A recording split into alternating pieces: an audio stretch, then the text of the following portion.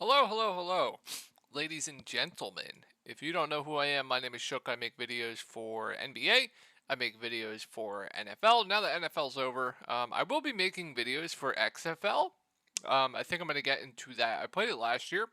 It was pretty fun. So if you guys want some XFL videos coming up, definitely let me know.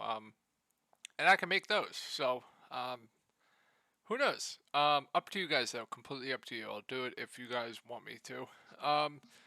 But yeah, my name's Shook. All of these videos get posted on this subreddit. It's called DF Sports. Right here, you can find my username by my username Shook. I post updates with all of the news that comes out. People talk strategy here. You can ask me questions. I'll always reply to you. Stuff like that. So really great place to be in my opinion. And then if you ever need to get a hold of me, privately, you can get a hold of me on Reddit Messenger, or you can get a hold of me on Twitter at Tori Langley 1992. So let's take a look at my lineup from tonight. So I would say it was a pretty good night. Before you guys, okay, there was a lot of stuff going on Twitter about Hernan Gomez. Do I agree with it? Yeah, I think Hernan Gomez was a pretty bad play at this ownership. Like if he was like 10% owned, I completely get it. But let me explain my reasoning for keeping Hernan Gomez here. So this game started, I believe, an hour after the Sixers and Toronto game, so I had an idea of how my lineup was going. I had Julius Randle absolutely busting. I had Siakam with 5 fouls in 15 minutes, absolutely basement gaming. I had CJ with a snowflake. Or no, it was the same game, I'm sorry. It was just Randle and Siakam just absolutely killing my lineup. And they're both spend ups. So this was my reasoning for keeping Hernan Gomez. Actually, you know what? I'm just going to show you on Twitter because if you want to read this, read this. This was my reasoning. I've let down people for playing Willie, reasoning my lineup was dead with Siakam Randall. If he found himself into more minutes, somehow I needed ceiling. It was him or Braun. I luck boxed and it worked out. Bad play ownership percentage in my contest. The DMP wouldn't hurt me because my lineup was already dead. Same thing I said here. The DMP would not hurt me with Siakam foul trouble and Randall shitting the bed. I thought it made sense to hope for the small percentage outcome and go with the much better point per minute guy when the ownership on Hernan Gomez was going to drop without him starting. So, in my opinion, with how my lineup was dead, a DMP wouldn't have hurt me because I wasn't going to cash with Siakam or Randall anyway. So I took the risk on the phenomenal point per minute guy, somehow gaining more minutes. I got lucky. It happened. It won me a lot of money tonight. So good night overall. But I am kind of thinking to myself, damn, 8 points out of first. If only, if only Siakam didn't pick up like 5 fouls in 5 minutes, could have had a chance at the big money. But also, Shark, McLovin, Hernan Gomez, is he a fish? Is one of the best NBA DFS players, is he a fish for playing Hernan Gomez? MVS, another guy I recognize. I'm pretty sure he's a pretty good player. Is he a fish for playing Hernan Gomez? I think Vikings is sharp. I'm not entirely sure though. I don't know who that is. But some of the best players in the world played Hernan Gomez. So Giant Squid, one of the better players in NBA DFS, played Hernan Gomez. I'm gonna do some lineup review after this, and I'm gonna see what all of the Sharks see if all of them kept Hernan Gomez or not. We'll see. But that was my lineup tonight. It was a really good night overall. I hope you guys had a great night as well. And let me take a sip of OJ, and then we'll get into this crazy slate. So this slate is not for the faint of heart. A lot of stuff we got to go over. Also, figuring out rotations with no players on teams is going to be tricky. So if you are not okay with taking like getting trolled with minutes, stuff like that, I would definitely suggest going smaller on the slate. Personally, I think these are slates where I excel at, where there's a bunch of uncertainty.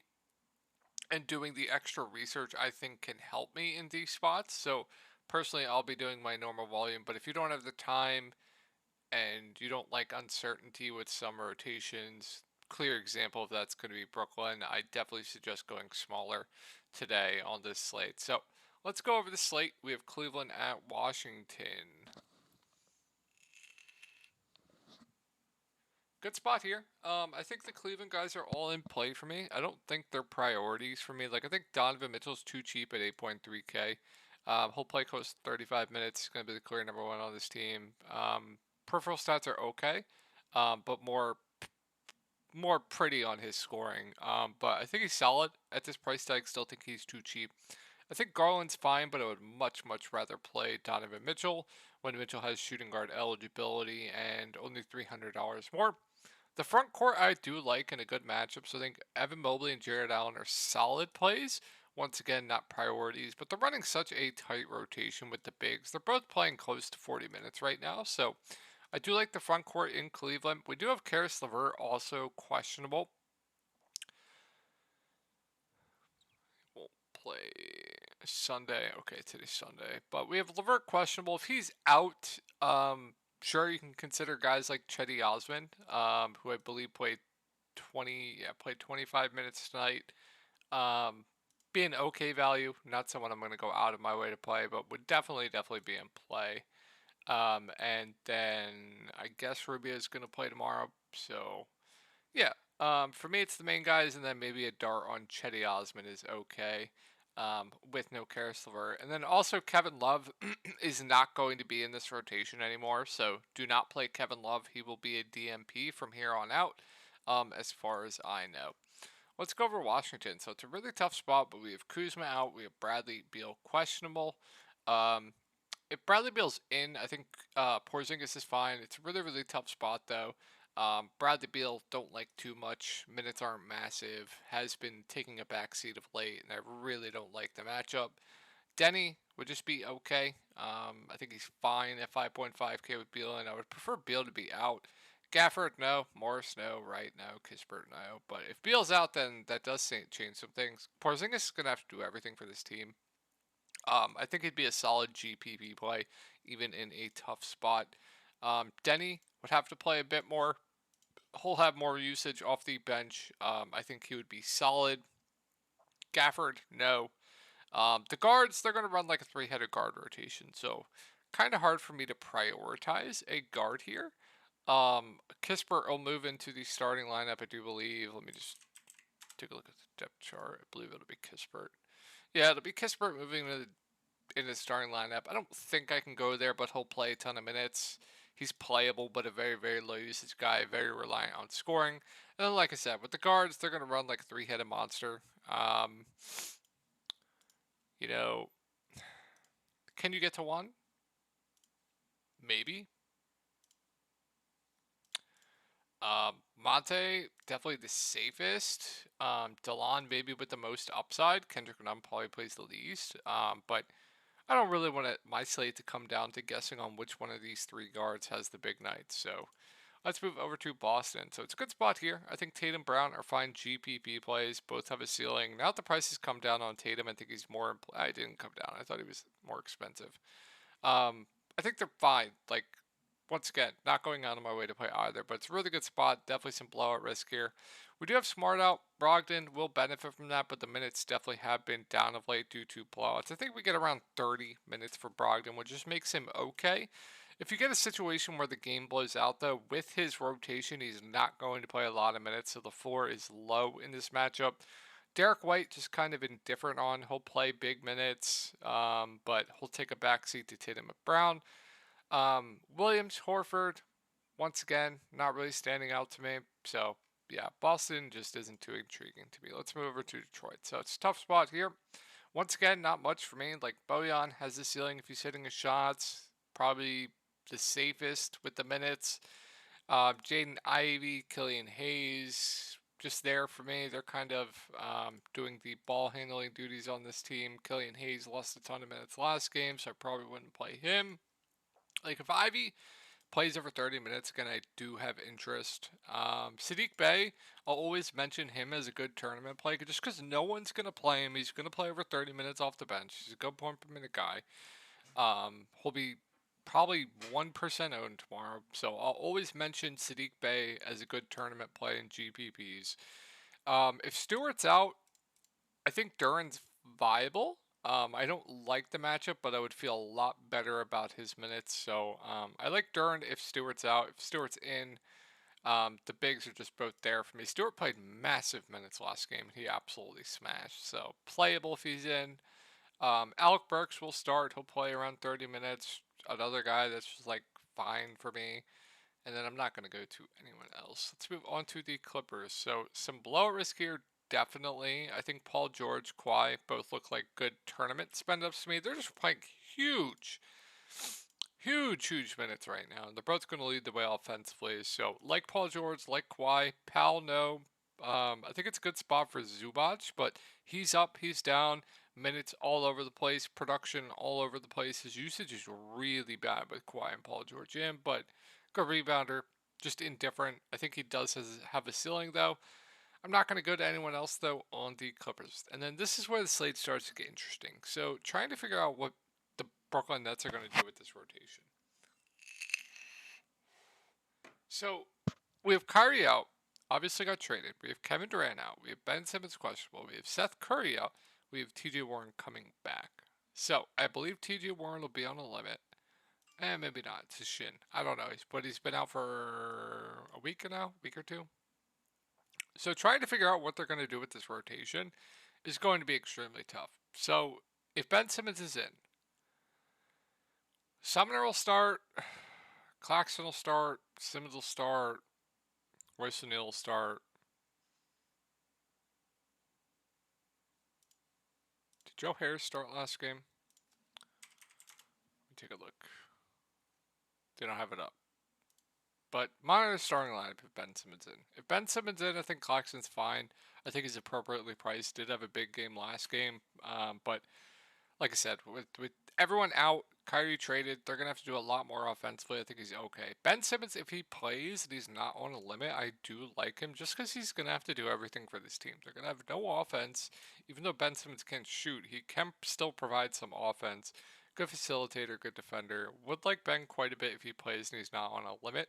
Royce is just fine at this price tag. Indifferent on him. And then Edmund Sumner, I believe, like I said, we'll have to see what they do with the starting lineup. They could do a number of things. Even if Ben Simmons is in, like they could start Ben at the point. They could do, I don't know what they would do. Honestly, I really don't. So monitor that.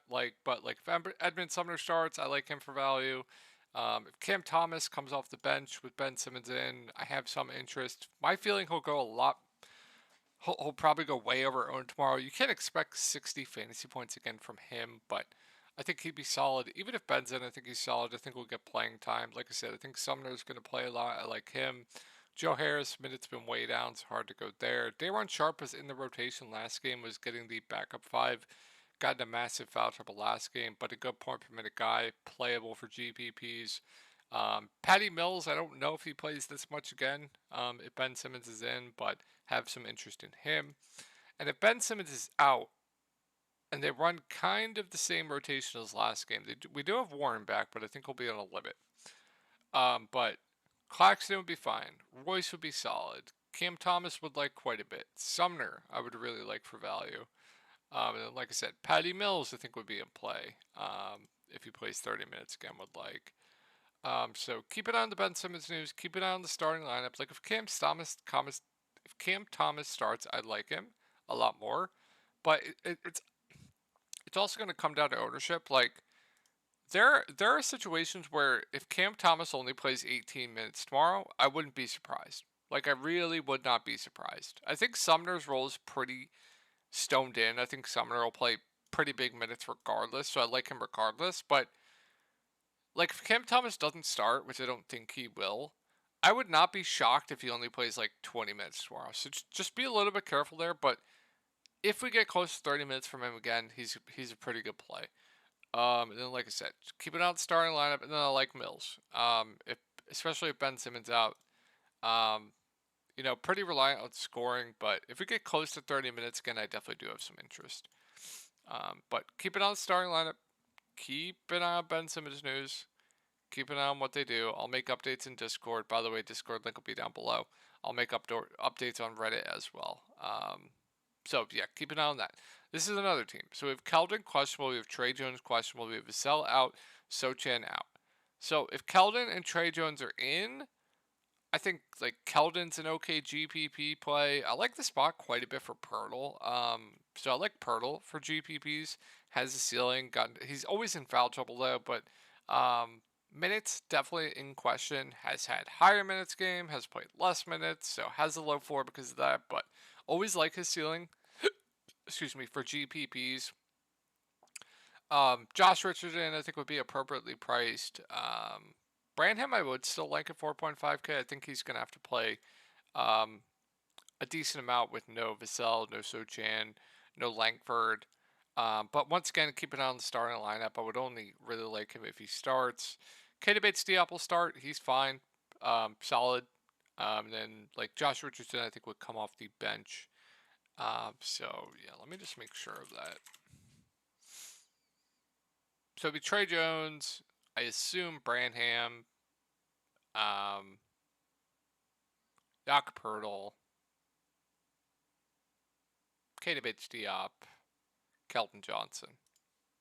So keep an eye on that news. But if Keldon and Trey Jones are out, then we're going to have an interesting situation here. Then you're going to have Branham leading the way.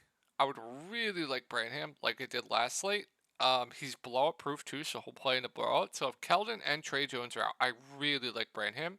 I think Keita Bates-Diop would be a solid value. I think Josh Richardson would be solid at 5.5K. You're going to get more run for guys like Stanley Johnson. Would have some interest in him at 3.3K. He played a lot in the blowout. I'm pretty sure you might get Doug McDermott in the starting lineup. He would be a guy that's playable, but I don't love it. Would rather just go to like Branham, Keita Bates-Diop, Josh Richardson, guys like that. So keep it on the Keldon news, keep it on the Trey Jones news, keep it on the starting lineup. There's definitely some value we can go to with the Spurs. Same situation as always with the Bulls, like Vooch, DeRozan, Levine. I think they're all solid GPP plays. Hard for me to go to them, but if you want to go to one, fine with it. I think DeRozan probably my favorite. Patrick Williams is probable. Don't love the price. We have Caruso questionable. If he's out, you can consider guys like Io who played 30 minutes. Not a good point per minute guy, but playable. And then Kobe White, the much better point per minute guy, but will play less, but has the higher ceiling, who would also be playable. All right, Sacramento. We have Fox. Questionable. I don't know if he'll be playing tomorrow. If he's in, it's just Sabonis and Fox as a top for me. I like Sabonis quite a bit. Not going to factor in what happened today. They got blown out. Had a bad start. Was salvaging at the end there. So, like Sabonis, if Fox is in or out quite a bit in a really good spot. Fox, if he's not limited, I do have interest in. We'll have to keep an eye on that. Then I'm not going to go to anyone else. But if Fox is out, then yeah, Sabonis looks good. The wings look fine. Barnes, Herter, Keegan, they're all fine, but they're all one of them is going to get benched if they play really, really badly. So just be careful there. Just be careful. And also, they're really, really bad without Fox. Monk, always have interest in for GPPs just because he's such a good point per minute guy and he'll get extended when he's playing well. And then Davion will start. Had a good game tonight, actually. Would be playable, but I don't think we'll have to go there on this slate. For some reason, Matthew Dellavedova is getting minutes. I don't know if that was in the blowout or not, but let's go over Houston. So Sengun's minutes been down of late. Got into foul trouble here, got into some here. I don't think he was in foul trouble here and only played 33 minutes. So if we're only going to get like low 30s minutes from Alfred Sengun, he's only a GPP play to me. But I will say if we get close to 37 or 39 minutes in this matchup, I like him a lot. So just a tournament only play with Sengun. Jalen Green was god awful last game, but he's playable, does have a ceiling. Don't mind it. KJ, Gordon, they're just there for me. They're okay. Don't play Terry. Jabari, meh. Don't love it. Don't hate it. Knicks will start playable. Probably plays 25 to 30 minutes. Not a good point per minute guy. And I think that'll do it for Houston. Let's move on to Dallas. So another situation we have to monitor here. So Dinwiddie traded, Dorian Finney-Smith traded, Luka out, Christian Wood questionable. All right. So, if Wood's in, I like him a lot. Assuming he's not on the limit, he's gonna have to do everything for this team in a really good matchup. He would look amazing if he plays and he's not on a limit. It's his thumb. I would assume he's not on a limit. So, assuming Wood plays and he's not on the limit, I absolutely love him. Tim Hardaway Jr. solid. He's gonna have to be the clear number 2 offensively. I don't know what the starting lineup would be. I would assume. Let's take a look at the depth chart. I would assume Jaden Hardy. I would assume Jaden Hardy, Tim Hardaway Jr., Josh Green, Reggie Bullock, Christian Wood. I would assume. So if that's the case, Josh Green, fine option. Hope probably playing a blowout. If it gets to a blowout, some in the blowout. Not the best point per minute guy. Price is up. Just there for me. Reggie Bullock, sadly, is playable.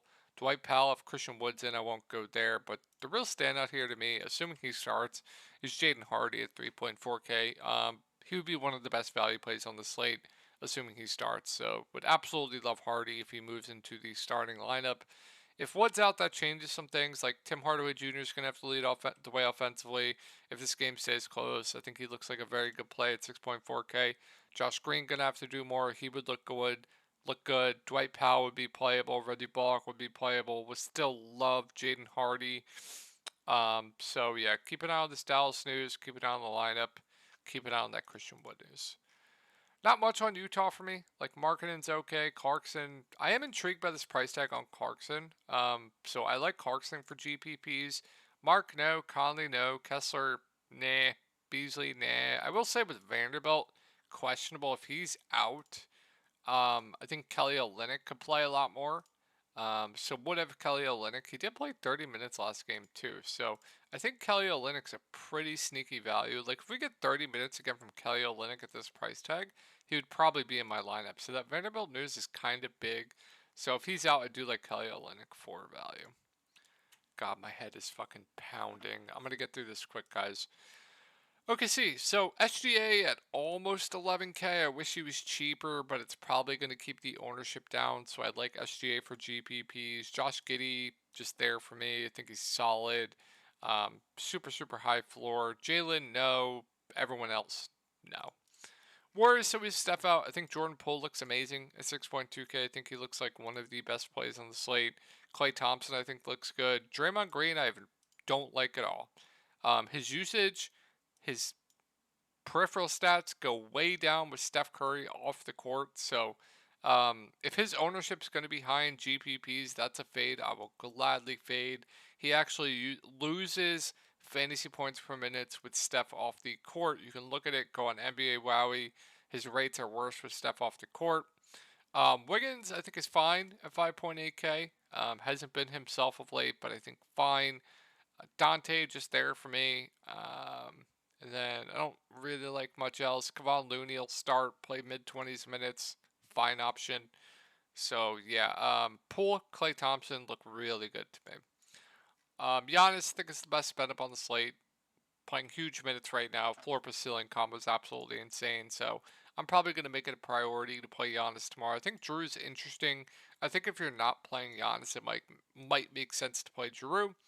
And then I don't like anyone else. Let's move on to Portland. So tough spot here, but Dame's matchup proof, playing over 40 minutes game. Insanely high floor of late as well, stuffing the stat sheet. So like Dame, Simons, Grant just there for me. I keep saying it with no Nurk. Josh Hart's rates go way up. His rebounding goes way up as well. So his floor is just much higher with no Nurk off the court. So I still like Josh Hart even at almost a $6,000 price tag. Drew Eubanks, Watford, they'll split the center minutes, both fine values. But if one's going to get ownership, I'd rather go to the other. But like if Watford's going to get massive ownership again, I'd much rather play Eubanks. Watford also gained minutes because they closed with him, and Drew Eubanks got injured and lost like 8 minutes. So I think I'd much rather play Drew Eubanks than Watford tomorrow. I think Watford only plays like 18 minutes. But there's definitely foul risk going up against Giannis. So, sorry guys, my head is fucking killing me, and my nose is all like. I hope I'm not getting sick. That would fucking suck. But hope you guys had a good night, and I'll talk to y'all tomorrow.